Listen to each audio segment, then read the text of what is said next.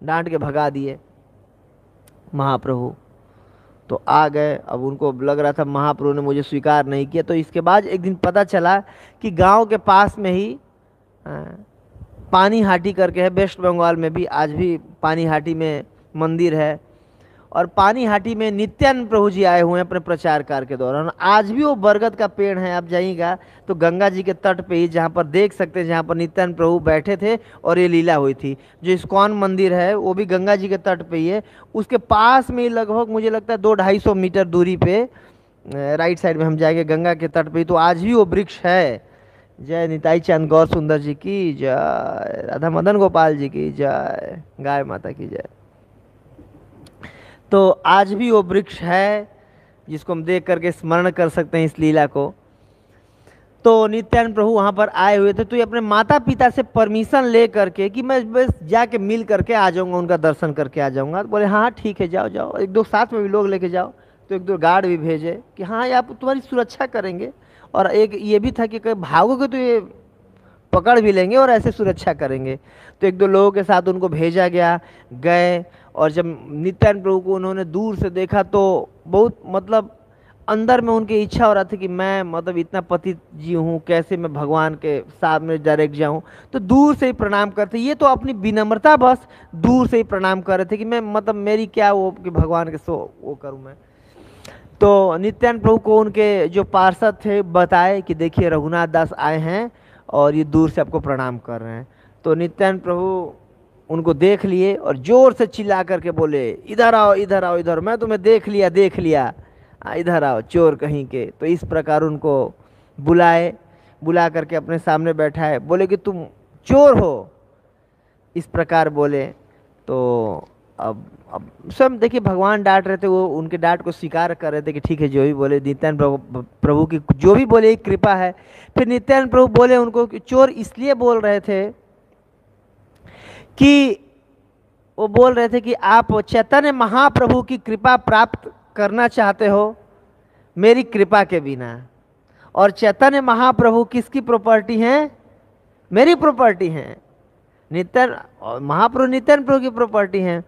तो क्योंकि आप मेरी कृपा को लिए बिना महाप्रभु को प्राप्त करना चाहते हो, तो मेरी संपत्ति मेरा बिना परमिशन के ले रहे हो, तो क्या हो आप? चोर हो।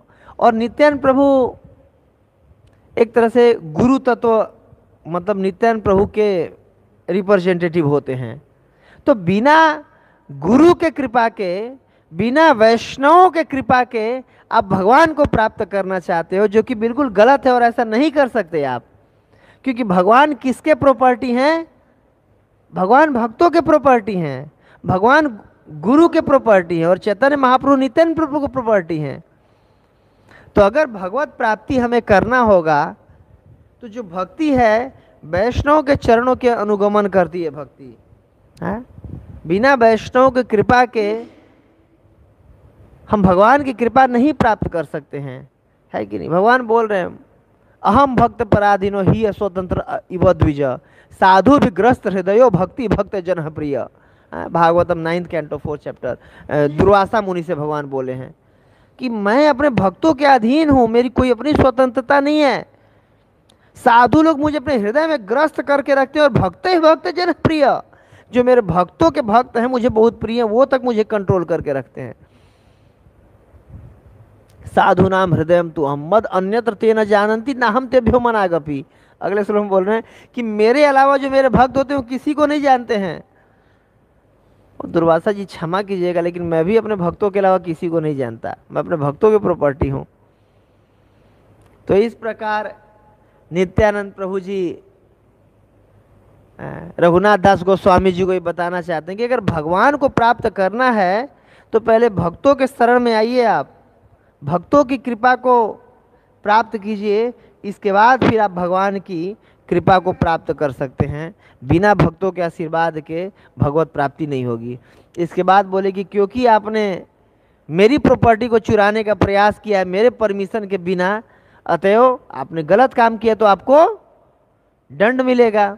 और ये दंड भी बहुत बहुत बहुत बड़ी कृपा थी नित्यानंद प्रभु की रघुनाथ दास गोस्वामी जी के ऊपर। तो क्या बोल रहे हैं नित्यानंद प्रभु?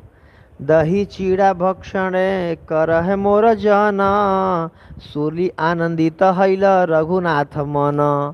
कि जो बोले क्योंकि आपने गलत काम किया है, चोरी किया, आपको दंड मिला, और दंड में क्या मिलेगा? दही चीड़ा आप खिलाइए। किसको? मेरे जनों को। जितने भी मेरे जन हैं सबको आप दही चीड़ा खिलाइए, ये पनिशमेंट में रहेगा।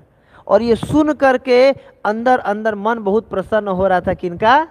रघुनाथ दास गोस्वामी को, कि चलो इसी बहाने नित्यानंद प्रभु का कृपा मुझे मिला।